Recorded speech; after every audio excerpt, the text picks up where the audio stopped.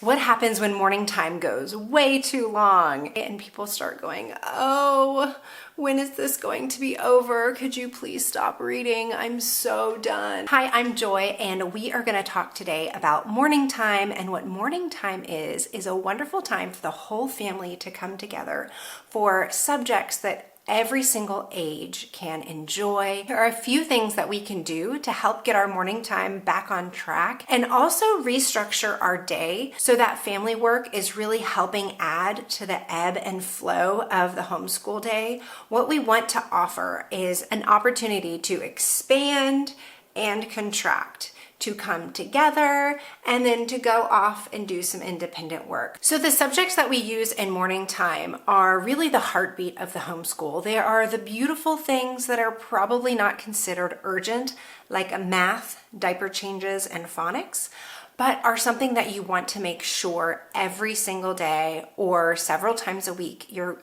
offering to your children. Morning time is the heartbeat of the homeschool, and it really helps to shape the home culture. First, let's look at our goal for morning time. Are you taking all the things and trying to race through them quickly, trying to check each of the boxes, trying to make sure that you fit every single thing in and that you want to make sure your children get this beautiful feast? If we're piling too many subjects back to back, especially when they're seated, that can really add too much stress and too much to the homeschool, and it actually makes everything feel like it goes so much longer. Instead, we can think of morning time as an introduction. This is our time that we can introduce our children to a beautiful picture or a lovely song or maybe someone in history. With morning time, we want to begin with the end in mind.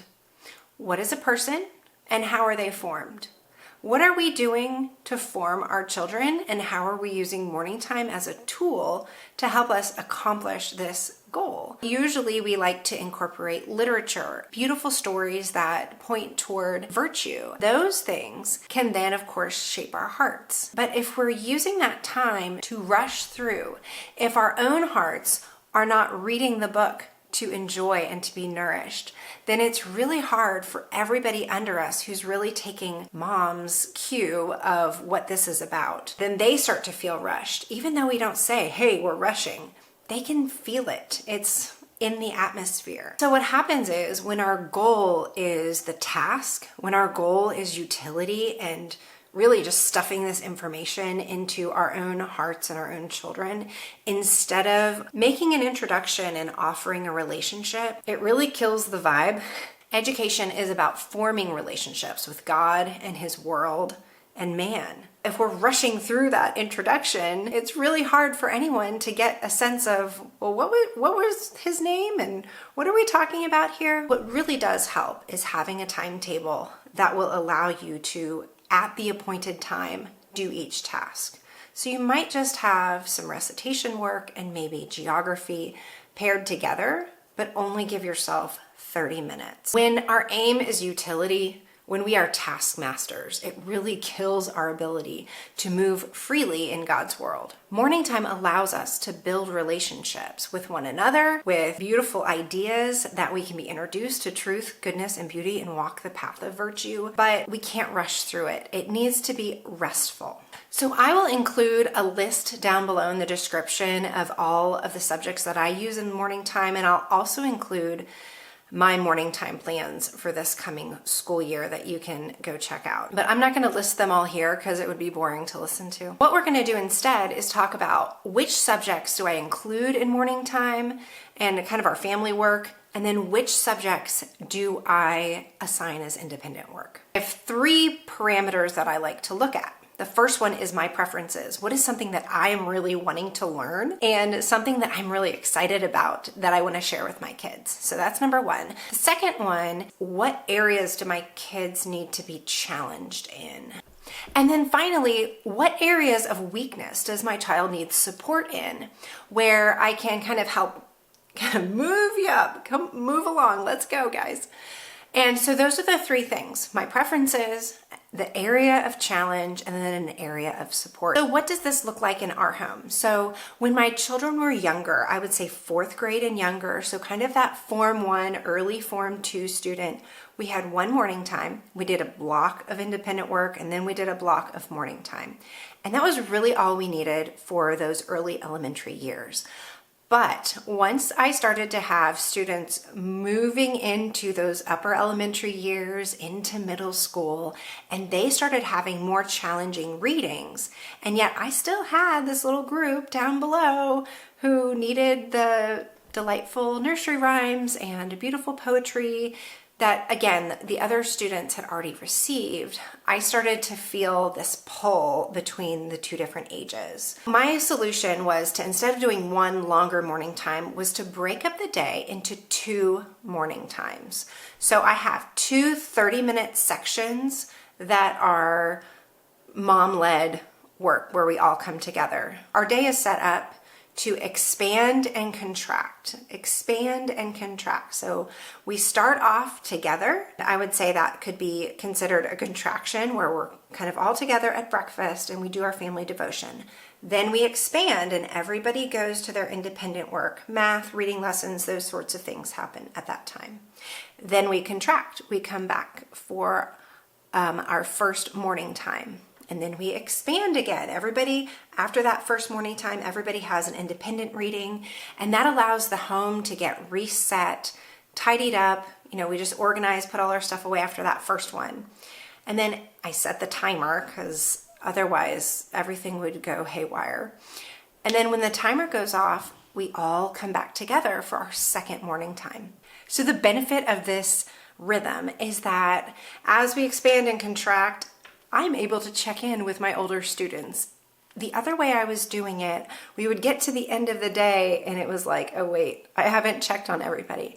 And next year I'm gonna have 4 older students who are gonna be working independently, and I'm gonna need to utilize that logbook and write down what each person has done for the day. This has really made it a more restful way for us to check in and just have those, just relationally go back and forth with one another. Finally, let's talk about the tools that we can use to stay organized. Now, a lot of people love the idea of a morning basket. They put all the books that they're using at the time in a little basket and they stick that in their schoolroom. I did that in the early years as well. It was wonderful, but now I've graduated to a morning time cabinet. And because I wanted to have multiple copies of some of the different books that we're reading, because I also wanted to have access to our art supplies and notebooks during our morning time, that's kind of, we overgrew the basket. So the second tool is a planned spreadsheet. I actually plan out all of our lessons for morning time, and that's going to be linked down below so that you can check it out and see how I think through it. I will actually select ahead of time which chapter from which book I'm going to use, and then if I have a supplemental resource, either if it's a great speech or some political document that I want to read, then I will just link that or say what that supplement is below. If it's a video I want to watch, I will pop that in the spreadsheet too, so that I can have all of that just accessible, easy to get to on the day of the lesson. Principle there is we want to make sure that we have a plan, that we are looking ahead for what we're doing, even if it's just the day before or the week before, just making sure we have a sense of the map. If we read the map before we go on our journey, we have a much higher likelihood of success. And it's the same with our homeschool days. I used to not plan other than planning out our books. I would just pick up the book and, oh, what are we going to read today? We didn't utilize our time well with that method. I found there were so many missed opportunities for extra learning and digging into some questions, or watching a video that would show about some bridge that we read about. Now I have those things prepared. I can just pop it up, and then that allows us to keep to our timetable. It allows for little ones to not go hither and yon while I'm trying to find the stupid video. The third resource that I use to stay organized are notebooks. So that's, everybody has a notebook and they're journaling or drawing. There's always some type of interactive component to our morning times. While I'm reading, often I will prompt them with what they should be drawing in. So if it's a Book of Centuries day, then I will have set before them all of our different Book of Centuries resources for the time period that we're studying. So then they have the opportunity to pick those books up and copy some of the drawings from those books into their Book of Centuries. That keeps their hands busy while I'm doing the reading. I want them to be occupied. Coming together in fellowship and learning about God's world actually gives us a vision of the good life. It helps us walk on that path of virtue. It allows us to pursue truth, goodness, and beauty together in an intentional way. And it's that intentional structure that actually shapes us. When we break up morning time and we also are prepared for it, then it really moves us through the day at a nice clip. One of my children pointed out last year when I switched to a timetable format and broke up the morning time into 2 chunks. He said, the day just goes by so quickly. It's almost like a break when I get to just read my book after morning time. So we can rest on the idea that a change is as good as a rest. I think he kind of hit the nail on the head there. We want to be offering that type of rhythm in our homeschool day, and it helps all of us thrive when we can really be thoughtful about the best way to orchestrate that, because we are the conductor. Our children do rely on us for their cues for what the day should look like. I will give you a little bit of a warning though. The very first week I implemented this new schedule was so hard. It was exhausting. So this coming school year, I'm actually going to start school on a Wednesday, and that will allow us to dip our toe into the schedule a little bit without having to go 5 full days in a row. Well, that's all for now. Please don't forget to check the description, and I'll see you next time.